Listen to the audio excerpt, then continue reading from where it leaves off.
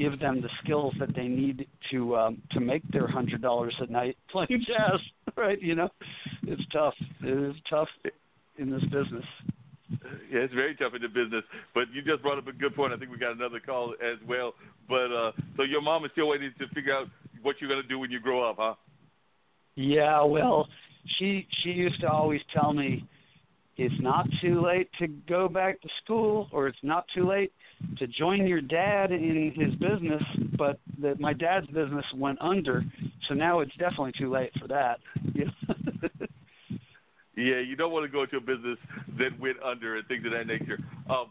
One other quick question, and then I'm going to bring in the other guests. I do want you to stay on the line as well, Jon. But how do you think that we're doing? Because I think if it's the caller I'm expecting, I'm going to have the same question for him. But how do you think we're doing in terms of teaching people on the school level of, like, the grade school level about music and about things of that nature? Because it seems to me that creative thinking is driven by skills that we learn from things like music. And I don't know that the school systems of the nation actually are treating creative sciences as well as they should. And I was just wondering what your thoughts are. Well, you know, again, I feel blessed because I live here in Durham, North Carolina. And my daughter, you know, has gone through the public school system. She's a senior in high school, and she goes to Durham School of the Arts, and she's been there since 6th grade, and she has a concentration, you know, so they basically make the kids have a major. And so hers is in studio art, but her first 3 or 4 years, she was in the band, and she played the saxophone and had a class 5 days a week in saxophone. You know what I mean? And so these kids are graduating. If they were musicians, they're graduating with like their 10,000 hours, you know? So I don't, you know, I can't weigh in on these other schools, but Durham School of the Arts has been amazing. And she's got great discipline. I don't know if it's because of the music, but they do say that the kids who play music actually get better grades too in their other classes. I can definitely believe that. And you're right, they do have a wonderful school over there, the School of the Arts, and I've had the pleasure of meeting some of the students as well as some of the folks that are professors or teachers over there. Professors is more of a college level, but definitely some of the teachers over there, some that have even worked with me at places like the Art Council. So I do know that they have some amazing teachers in all of those art disciplines, whether it's photography, whether it's visual arts, whether it's music or theater or some of the other disciplines that are out there in the arts. So they are definitely one of our prize jewel schools. I would definitely agree with that. Dean, drop me another spot, and Jon, please stay on the line. Before we get the spot, Jon, could you let folks have the website where they can find you and your music? Like I said, I would love people to be listening to your music on a regular basis. So if you could drop that, I'd greatly appreciate it. Yeah. So the name is Jon Shain, JonShain, and the website is jonshain.com. Appreciate it. Do stay on the line because I might come back to you with some of the other conversation. But Dean, drop that. Okay, spot but and Mark. Yep. Mark, I have to run actually because my wife's been waiting for me for dinner. So I really enjoyed talking with you, and thanks for having me on. I've certainly enjoyed having you on, Jon, and hopefully we can get you back on in the very near future. Real quickly, since you are going to jump off the call, is there any new CD or anything that you want folks to know about that you have just recently put out or that you're expecting to put out, and when should they either look for it or is it already out? Well, we put one out this last year. It's called Tomorrow Will Be Yesterday Soon. And FJ and I are actually writing songs to start beginning some studio work to do another album later this year.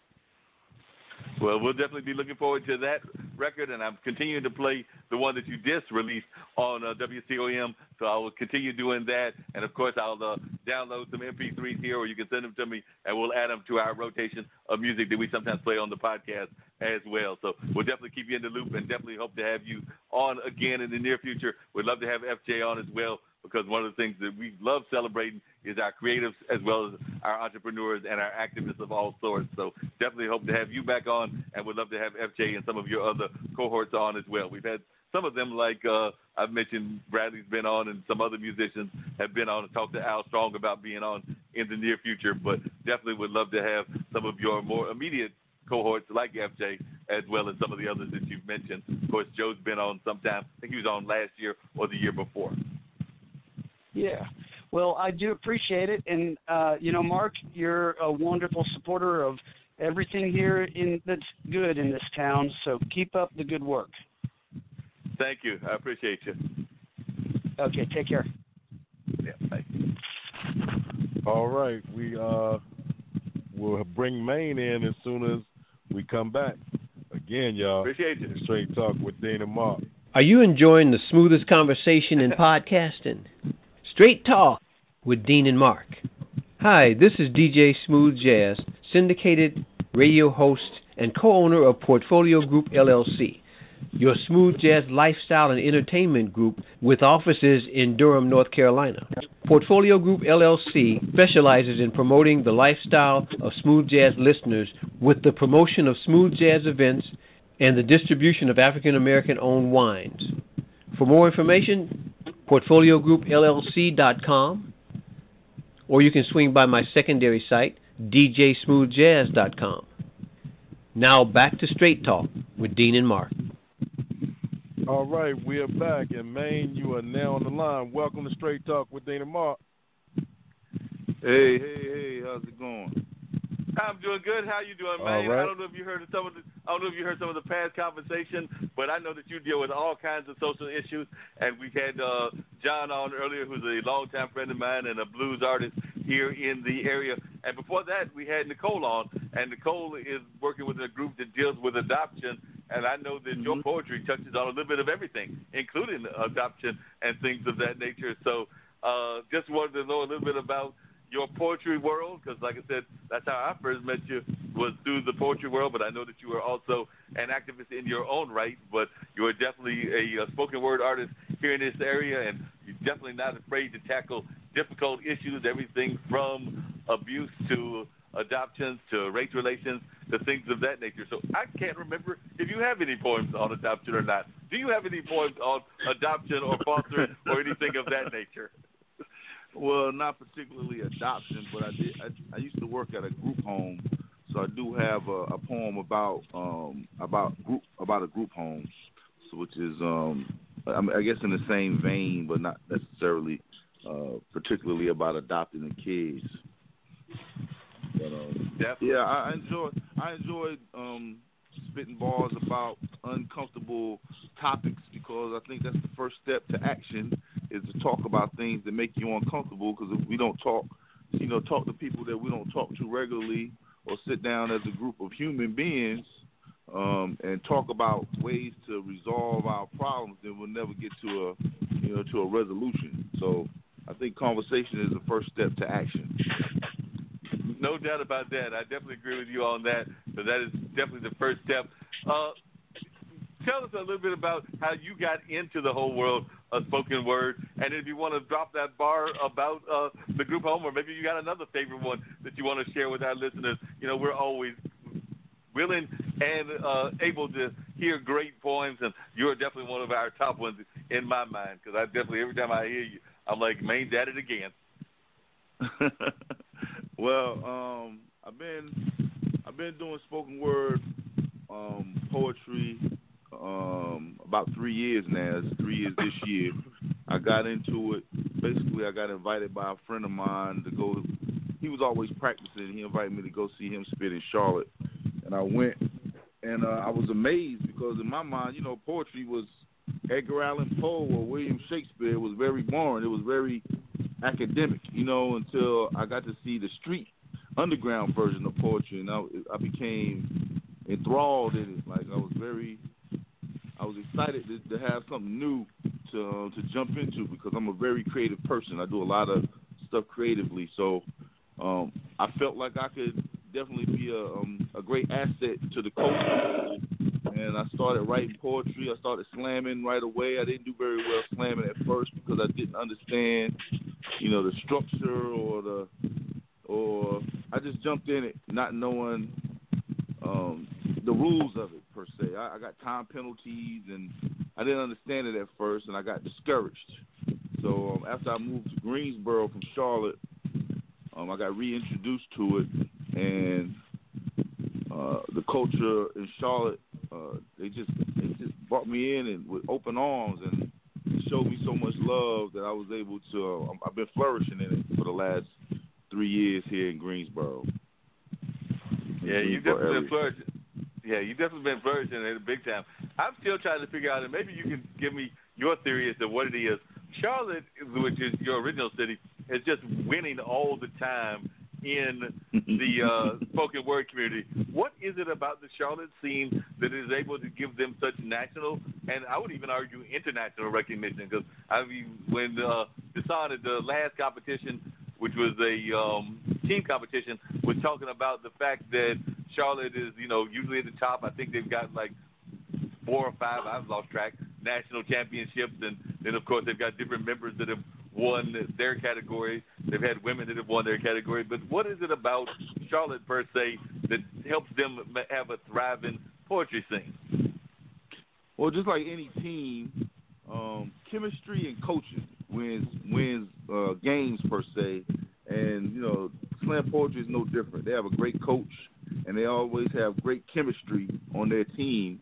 Not to take anything away from anybody else, but the members on their team, they do more than just poetry together. They actually are around each other very often doing just regular life stuff. So they're more than just a poetry team. They're more of a family.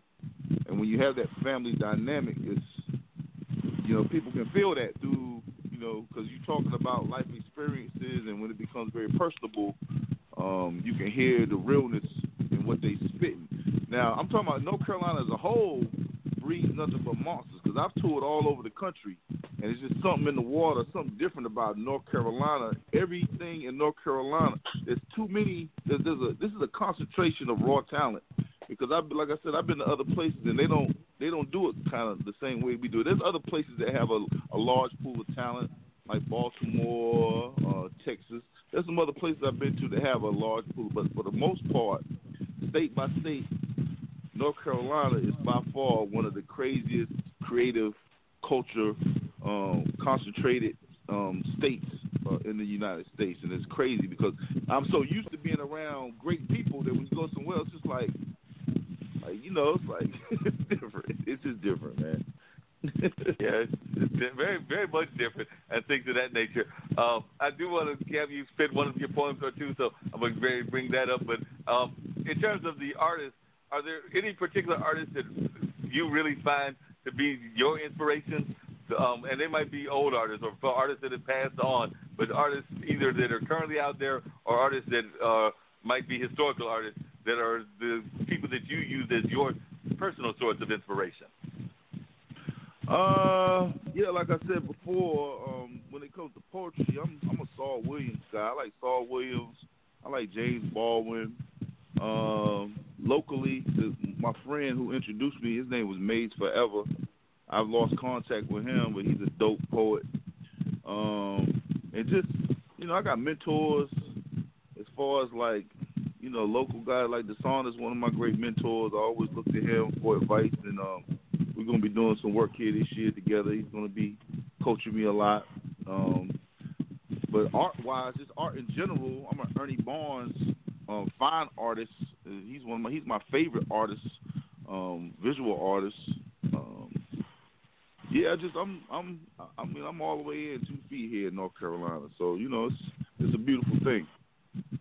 Yeah, North Carolina has had some tremendous art and some tremendous art teachers out there. I actually work with Ernie Barnes' daughter, because when I'm not working at HI, I work for Measurement Incorporated, and one of his daughters, Deidre Barnes, is actually one of the executives at that office. I think she might be a vice president, so I have to put you in touch with her so that you can learn a little bit more about Ernie the person, because I know both her and Paige Barnes, who is actually out in L.A., but that's another daughter of his, and I think she works with Parks and Rec, if I remember correctly. So we've got a couple of ties directly to Ernie, so I have to put you in touch with his legacy, because even though Ernie has passed on, his legacy is still